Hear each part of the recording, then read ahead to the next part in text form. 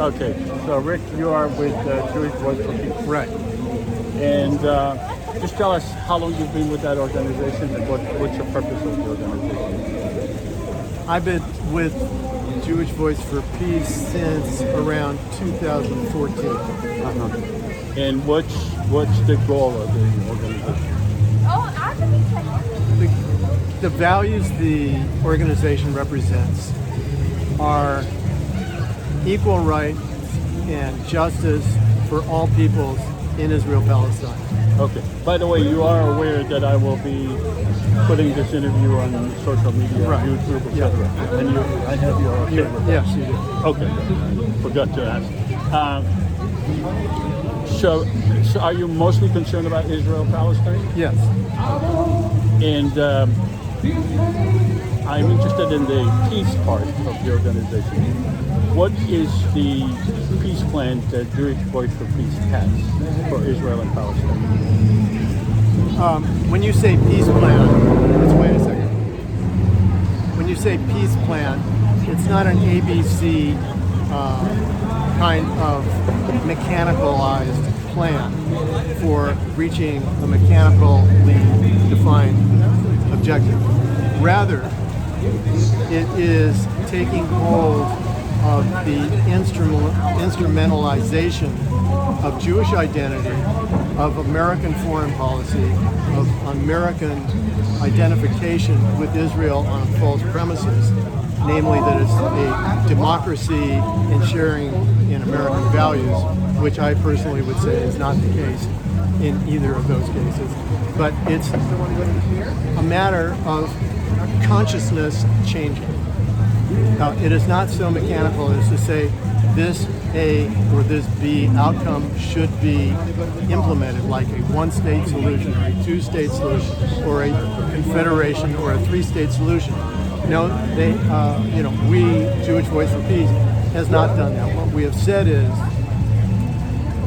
that we are against the repression and dispossession of the Palestinian people by a government that implements apartheid law and violently coerces given minorities in what we consider completely unacceptable fashion, and furthermore, completely inconsistent with both democracy and American values. So are you in favor of keeping the Israeli government or dismantling it? I think I'm in favor of the government being decided by the will of all the people, not an artificial minority, which it is now. Jewish Israelis are an artificial minority because numerically there are more Palestinians on that piece of land than there are Jewish Israelis, in addition to which there are the matter of Palestinian refugees in very large numbers. So I think that the whole project of Israel as a colonial settler state has been to chop and dice the Palestinian people and other peoples. I mean, when we say Palestinians, it can include Druze, it can include Christians, and so forth. And it also, by the way, goes for non-Palestinian peoples like African refugees there. Yeah, but let me ask you this. There is an Israeli government. Yeah. You agree with that? Of course, yeah, that's it. And yeah.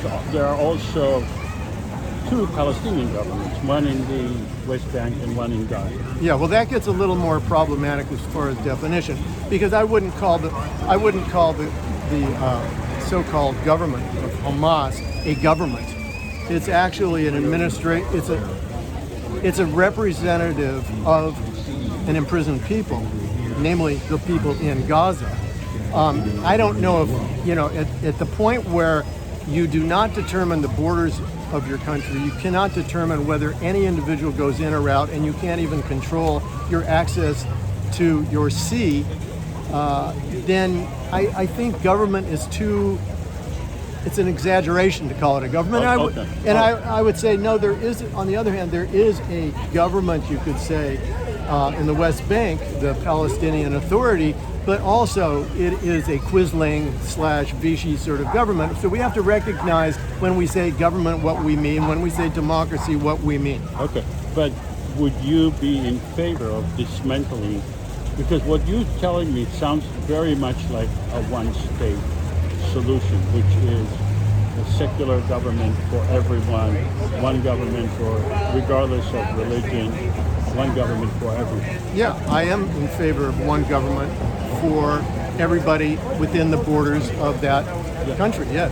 So, and that government would not be the Israeli government. Well, they can call it the Israeli government. I don't mind if they call it that or if they call it Zululand. It doesn't. That's very, very secondary to me. What's more important, again, and what the organization stands for, is some measure of equality and lack of oppression based on nationality. That part's simple. Yeah. The rest of it is complicated. Okay, but that equality does not exist now. Do you agree with that? That's right. That's the problem. So, how would you cause or force the Israeli government to give that equality to the Palestinian people? The United States government is instrumental in funding and politically supporting, financially supporting, and militarily supporting that apartheid government. I think it would be very, very fundamental if that were to change. And in fact, I think it is about to. Exactly, it's not going to be a week from Tuesday, but I think we are in the business of changing that consciousness, which allows that support to continue. So you're talking BDS, basically. That's one major program that, yes, JVP supports, I support. Okay. And that, you think, would cause the Israeli government to change its policy? When we say that, what I'm referring to is BDS. Let me give you my understanding of what we mean when we say boycott, divestment, and sanction. Whether or not,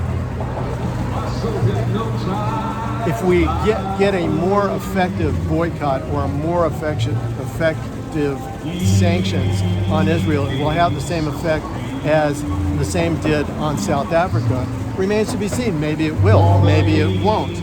What I think is the most important thing is BDS as a decision put in front of the American people or any other people about how we are going to act towards an apartheid regime which is actively imprisoning and killing people and stealing land and such. Because if I just come to someone, Joe Lunchbucket out there, or Mary the housewife, and say, X government is bad, it does bad things, let's stop it. Well, how can I participate in that? So BDS is an organizing tool, as I see it, and by talking about why something should be sanctioned is almost more important than whether or not they participate at that moment. Well, let me ask you this. You know what I support, which is creating an independent government for Israel and the Palestinian people together, and to keep the Israeli government and the Palestinian governments to represent their people. Yeah. And I don't think you support that. Well, I won't critique it if it works and people rally around that. Terrific. I'm not against it. I don't see it as necessarily containing the kind of building blocks of grassroots organizing and consciousness changing as the approach we were talking about. But more power to you. I'm not against it. Maybe it'll work. I see no problem with it on an ethical basis or a moral basis. I think it's fine. I think one of the things that will have to change and is changing is when we say Israeli government, what do we mean? Now, if we're the LA Times, the New York Times, and Fox News or CSNBC, MSNBC, what we mean is an Israeli government means a government that basically shares our values but needs to be more flexible in its responses vis-a-vis violence, for example, because it's surrounded by savages. That's the narrative. It has been the narrative since 48 or before 48. These people surrounding them all want to kill them. That's the Israeli narrative that is souped up daily by the masses in this country. But if you look at the polls, the Pew polls and so forth, you'll see that within the Jewish community and outside the Jewish community, those views are changing, and they're changing against the apartheid system that's in place. There are more disapproving people amongst Democrats than approving people. Not quite the same amongst Republicans, but they're basically, another artificial minority that's, got inordinate power. But the point is, it's in flux, and it's changing quite rapidly, which I can go back to. For example, you asked me about JVP. My first meeting, when Jeff, who you know very well, Jeff and I drove up to Oakland to attend a meeting. We were not members. In 2008, there were 75 people in the room, and they had expanded from the Bay Area to 4 chapters. There are 70 chapters now of JVP.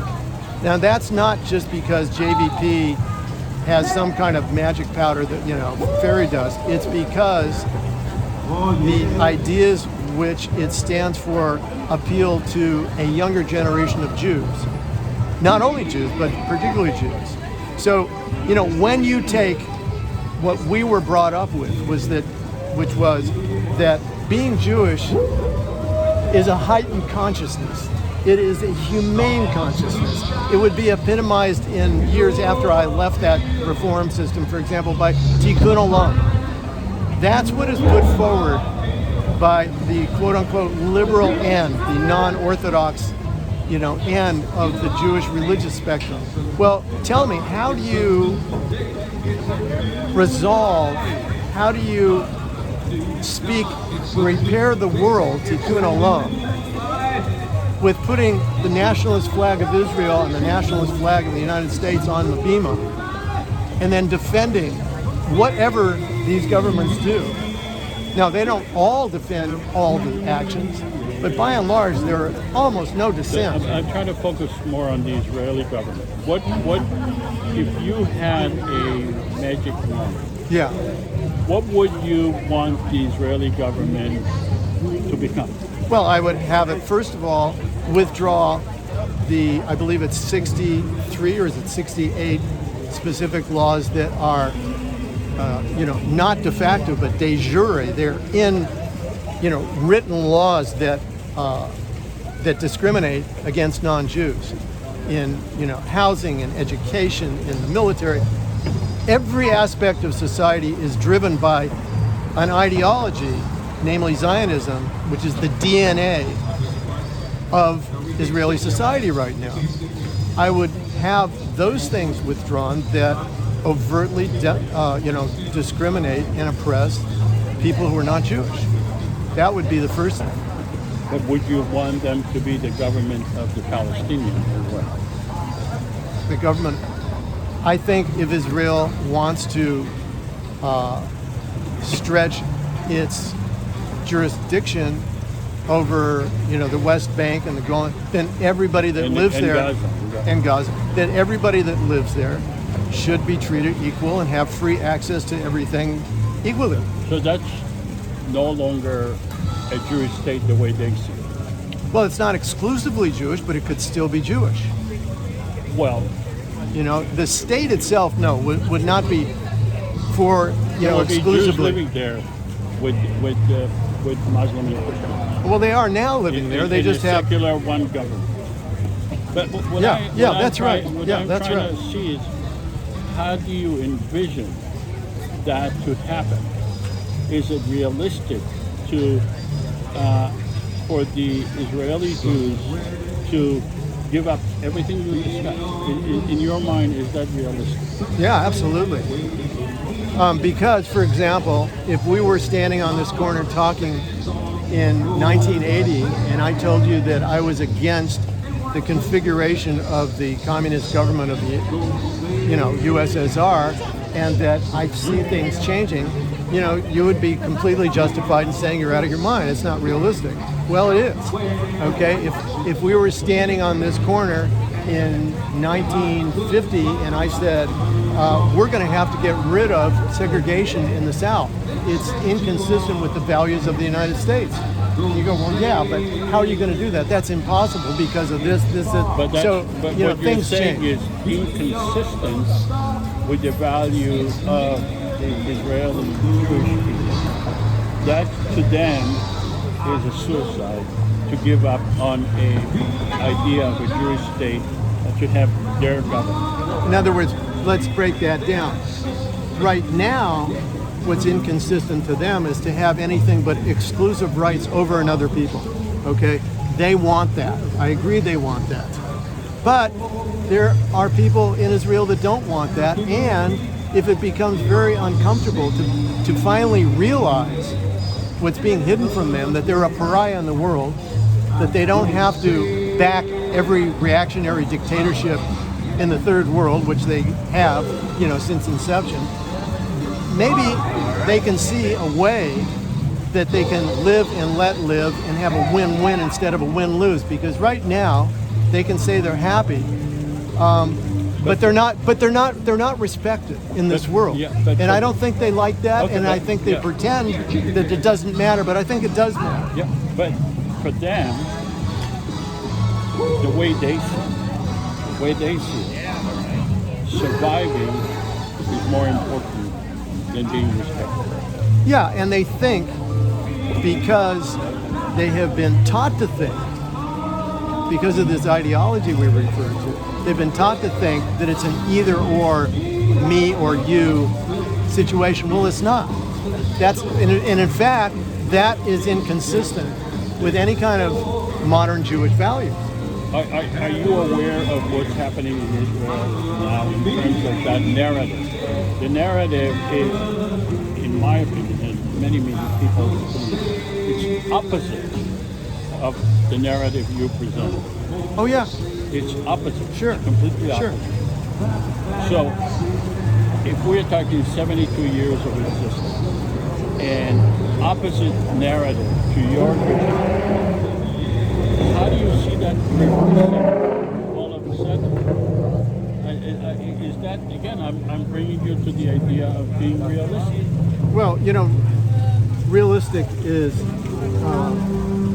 very relative, isn't it? Yeah, I agree. I mean, Einstein really says there's no such thing as a straight line, but I see a straight line, so I've got to figure that out. Realistic is wait a second. Realistic is a function of agreement of consciousness. So there is an Israeli consciousness which says what you just said. That is not permanent. There is no human consciousness that is permanent. Okay. They're all malleable. Fine. But in terms of years, when do you see Israel changing? Is it going to be in our lifetime? Or? I'm not a soothsayer. I'm not a prophet. I don't have a crystal ball. Okay? And I don't bother with having a crystal ball because, you know what? Here's something. I've heard it from the Talmud. I'm not a scholar, but the one thing that I can tell you is this little thing. A man was digging with a hoe. He was digging in the fields. And another man came over to him and said, "The Messiah has come. The Messiah has come. Come on, you drop your hoe." And he says, "You know what? Let me finish the work. Then I'll go see if the Messiah has come." Okay?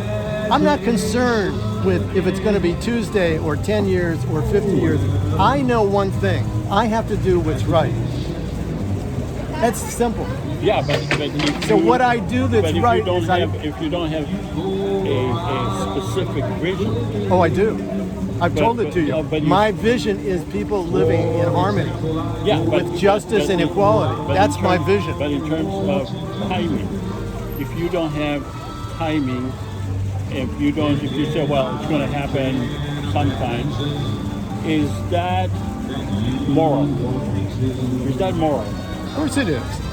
If I knew timing, would I be standing here? I'd be at the racetrack. I'd win every race if I knew timing. I'd be in the stock market. If you know timing, you can be in the stock market and make $1 million. I don't know that. I'm not that smart. What I'm smart enough to know is who I am and what I was given as a tradition. And that says stand up to injustice. That says you want to treat people like you want to be treated.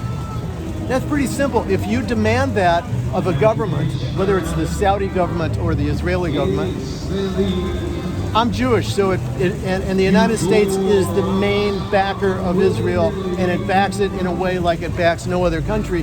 I see that as an obligation of mine to step into. But let me ask, are you satisfied with the American government system? Of course not. You're not? No. Would you be satisfied in terms of ability, in terms of morality, if Israel reaches the same level as the American system? I mean, if we're talking about the American system that just, killed 1 million people in Iraq over the last few years and 4 million in Vietnam, of course not. I mean, well, okay. No. But I don't know where you live, but you had no hard time coming here. You didn't go through a checkpoint. You didn't need to present a passport. Right, exactly. Okay. Right. You can go to the airport and fly to New York, Right. and you don't need a visa. You Right. can use the same currency Right. and all of that. In Israel, Palestine, they cannot do that. That's right. Okay. So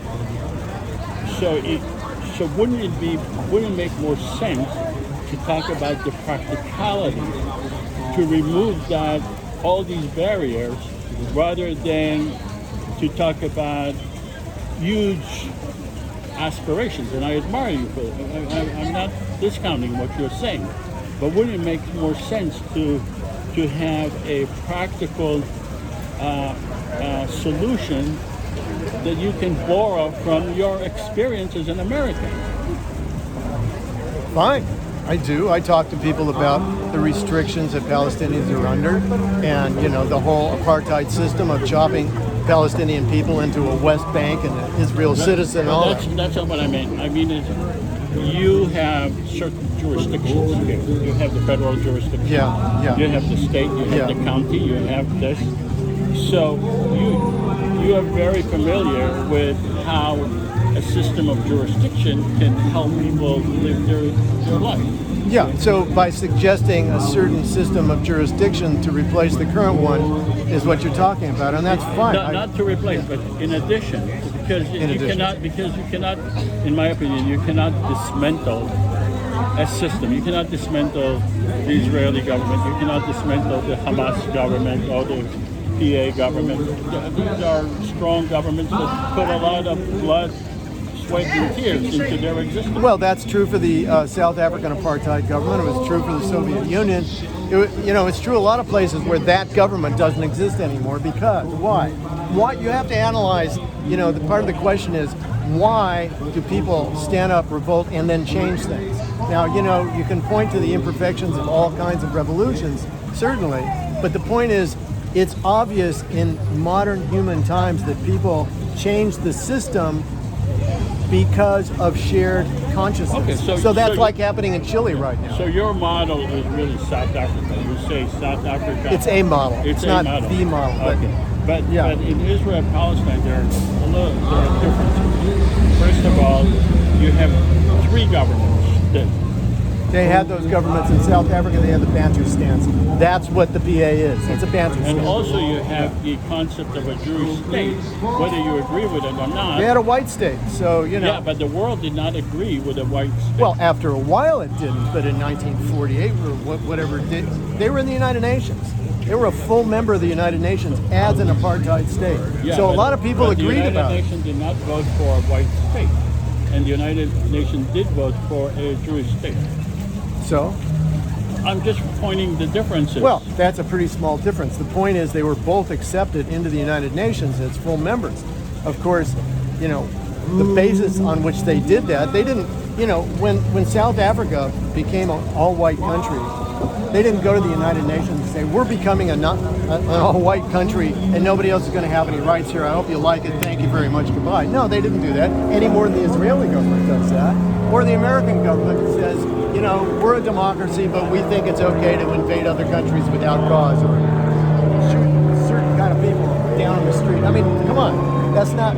Now, that's not a criticism of saying that you shouldn't create what I understand you're doing. That, you know, you create a structure on top of the existing structure. Fine, you know, that's fine. I think that's a great idea. I have no objection. Absolutely. No. All right. Okay, Rick. Thank you so much. My pleasure, Joe. All right. Okay. Thank you. Thank you. Do I get a copy? Send me sometime when you're done with it? Yeah. I can send it to you by email. Great. Yeah. Okay, you have my email. Yeah. Great. Yeah. No All problem. right. Okay. Good conversation. Yeah. Thank you.